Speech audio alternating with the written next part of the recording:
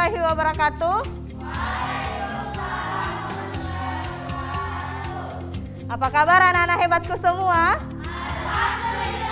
Luar biasa bahasa. Oke, mantap. Tepuk tangan dulu untuk kita semua. Oke, baik. Sebelum kita mulai pembelajaran, seperti biasa kita berdoa bersama, dipimpin oleh ketua kelasnya. Silakan ketua kelasnya pimpin berdoa, nak. Seluruhnya duduk siap, gerak, baca doa untuk belajar. Bismillahirrahmanirrahim. Amin, amin ya rabbal alamin. Ibu absen dulu ya. Farisa, Ilham, Juwita, Masni, Mercy. Oke, kita lanjut ya. Supaya lebih semangat nak belajar, seperti biasa kita bernyanyi bersama dulu, menyanyikan lagu wajib nasional. Siapa yang bisa pimpin teman-temannya? Oke, Nita saja dulu.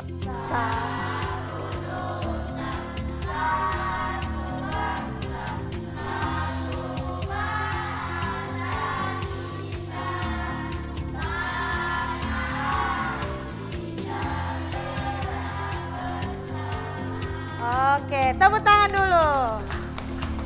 Oke.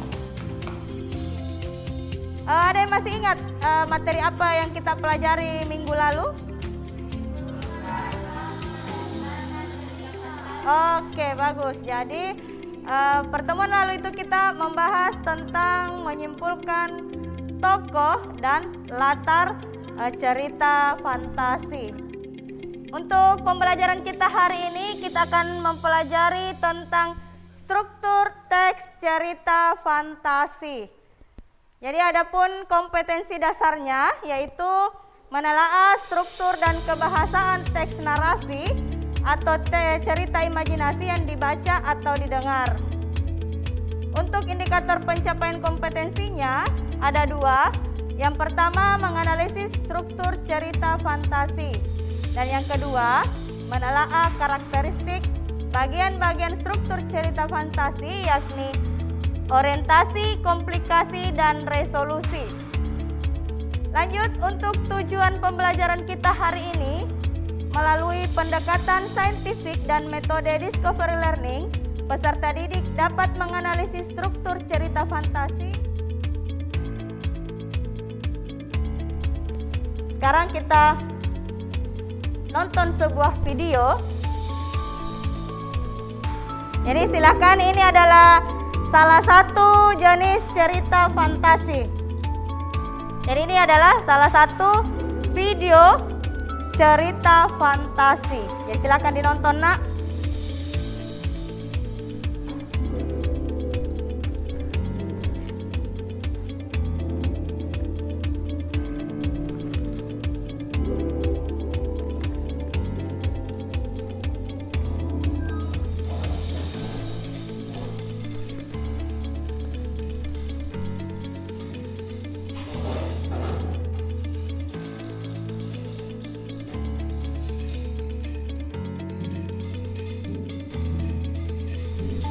Nah, itu tadi salah satu cerita fantasi. Siapa yang bisa sebutkan siapa yang menjadi tokoh dalam cerita dan di mana tempat kejadiannya? Siapa yang bisa sebutkan? Oke, silakan. Tokohnya seorang wanita. Tempat kejadian di suatu tebing yang tinggi. Oke, jadi tempat kejadiannya di sebuah tebing yang tinggi. Oke, cerita fantasi. Masih ada yang ingat apa itu cerita fantasi? Saya, Bu. Oke, silahkan. Cerita yang tidak mungkin terjadi di dalam dunia nyata. Oke, bagus sekali. Jadi cerita fantasi itu adalah cerita yang tidak mungkin terjadi dalam dunia nyata. Nah, sekarang kita masuk struktur teks cerita fantasi. Jadi apa-apa saja yang membangun sebuah cerita fantasi itu. Jadi struktur teksnya ada 3. Yang pertama orientasi, yang kedua komplikasi, dan yang ketiga resolusi. Yang pertama orientasi. Siapa yang bisa bacakan orientasi? Oke, silakan. Arsyal. Awal sebuah cerita yang biasanya berisi pengenalan latar dan tokoh pada bagian ini. Membaca dapat menemukan orang yang menjadi tokoh dalam teks serta waktu kejadian suatu cerita dalam teks tersebut. Oke, bagus sekali. Jadi itu. Nah, itu materi kita. Untuk lebih jelasnya kita perhatikan contoh di bahan ajarnya. Bisa dibuka bahan ajarnya, Nak. Ada contoh teks cerita fantasi belajar dari Gajah Mada. Ini sudah dibagi strukturnya, silahkan perhatikan. Yang termasuk orientasi itu minggu pagi yang cerah, Ardi, Handi, dan Dani berada di Candi Trowulan. Mereka merupakan siswa pilihan dari sebuah SMP yang sedang melakukan tugas pengamatan untuk karya ilmiah remaja. Di tengah keramaian, orang sedang berwisata. Mereka sibuk menyelesaikan laporannya. Mengapa ini dikatakan orientasi? Ini dikatakan orientasi, Nak, karena tadi orientasi itu pengenalan tokoh dan latar ya. Jadi, baik, silakan dibuka materi ajarnya masing-masing yang Ibu bagikan. Jadi silakan amati materi yang ada dalam bahan ajar dan contoh teks cerita fantasi yang telah dianalisis. Jadi silakan amati. Jika ada yang belum dipahami, silakan ditanyakan. Ada yang bertanya? Oh ya, silakan Nasuci. Apa yang dimaksud dengan fantasi? Fantasi itu sama dengan khayalan.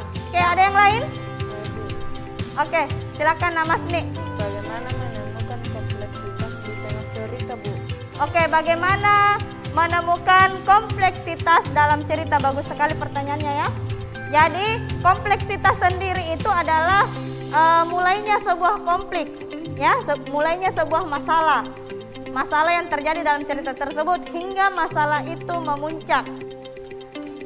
Ada pertanyaan yang harus diselesaikan dalam LKPD tersebut. Jadi untuk memudahkan kalian untuk menjawab pertanyaan itu, bisa mencari materi melalui buku, ada bukunya. Jadi silakan baca bukunya atau bisa buka handphonenya, bisa search di Google materinya ya.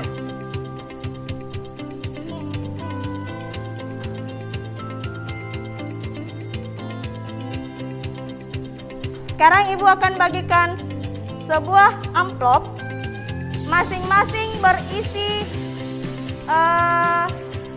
potongan-potongan teks cerita ya. Jadi amplopnya berisi puzzle cerita, masing-masing memiliki 8 potongan. Jadi silahkan disusun puzzle-nya, potongan-potongan ceritanya hingga membentuk sebuah cerita yang utuh.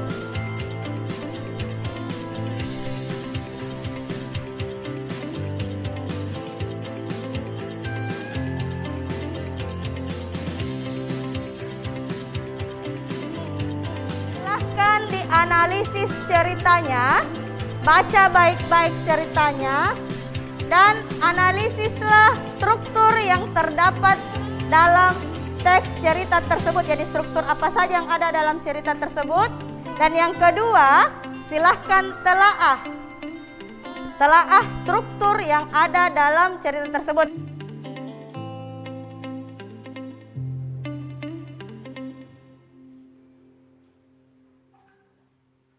Kita akan presentasikan setiap kelompok membacakan hasil diskusinya.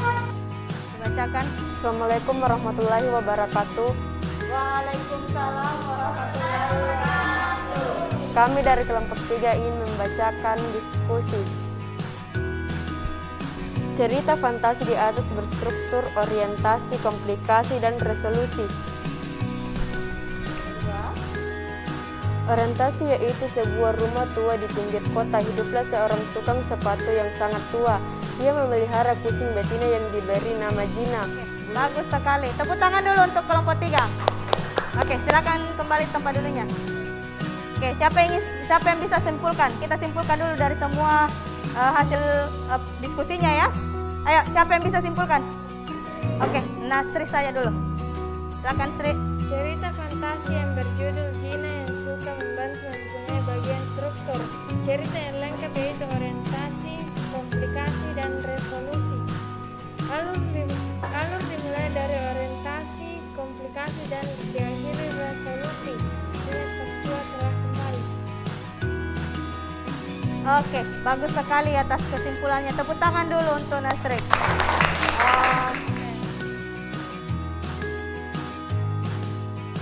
Untuk selanjutnya, Ibu akan bagikan penilaian individu.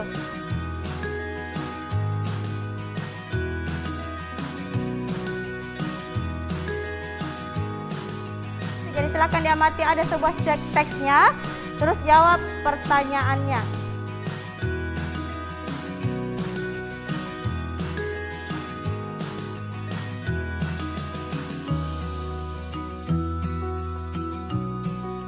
Baik, kalau sudah selesai, silakan ketua kelasnya dikumpul, Nak.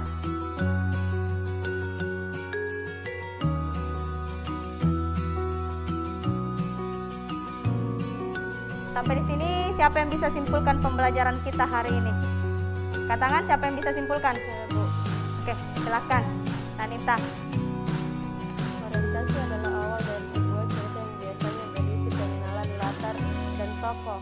Pada bagian ini, pembaca dapat menemukan orang yang menjadi tokoh dalam teks, serta waktu terjadinya suatu cerita dalam teks tersebut. Oke, bagus sekali. Tepuk tangan dulu untuk Nanita. Jadi itu tadi kesimpulan yang sudah dibacakan oleh Nanita, dan saya yakin semuanya sudah bisa memahami perbedaan dari karakter setiap struktur tersebut.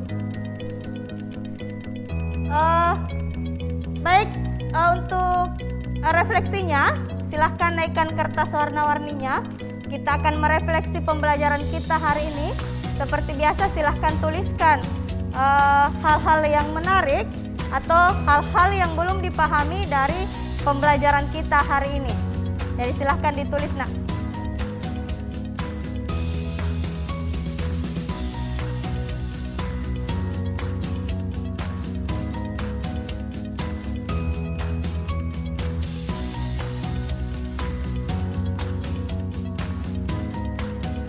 Baik, untuk materi kita selanjutnya yaitu menganalisis ciri kebahasaan.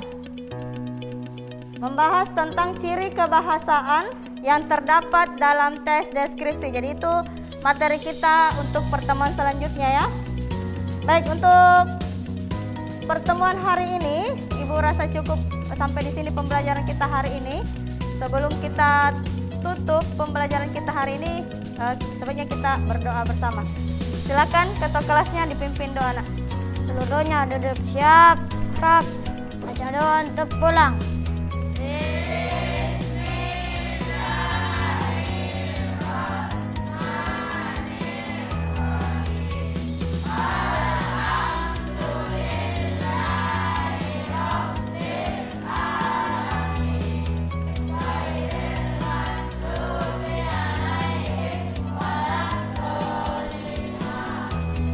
Amin ya rabbal alamin. Terima kasih untuk pertemuan kita hari ini.